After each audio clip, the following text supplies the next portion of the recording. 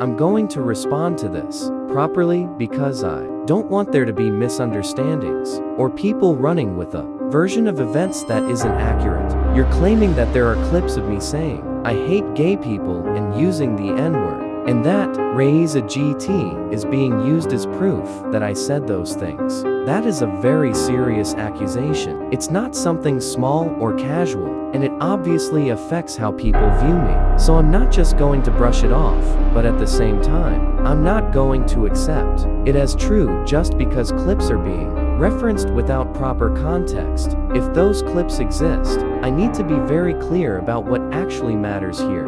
Full context. Not edited moments, not short cut-ups, not highlights taken from longer conversations, but the complete, unedited footage with timestamps and the original source intact. Because in almost every situation like this online, what happens is that a small segment gets isolated, and suddenly, it looks like something completely different from what was actually happening. In the full conversation, people can make anyone look like they said almost anything.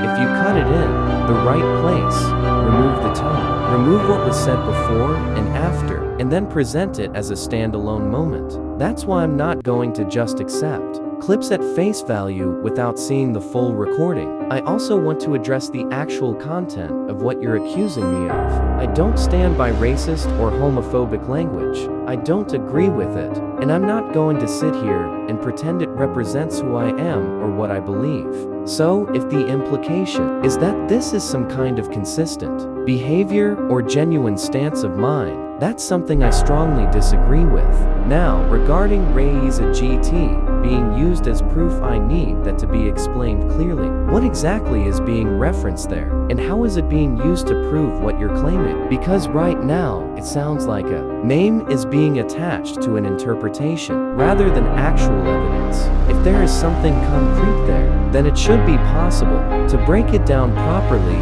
instead of relying on assumptions or second-hand claims. What I'm not going to do is accept a narrative built on clipped content, vague references, or interpretation without verification. If someone is going to accuse another person of saying or believing something serious, then the standard of evidence has to match the seriousness of the claim. So I'm not shutting the conversation down, but I'm setting a condition for continuing it. Bring the full, unedited context, not selective clips, not screenshots taken out of sequence, not summaries of what you think it shows, but the actual complete material, so it can be evaluated fairly. If that can be provided, I'll look at it and respond properly. If it can't, then I'm not going to treat the accusation as valid, because that wouldn't be reasonable.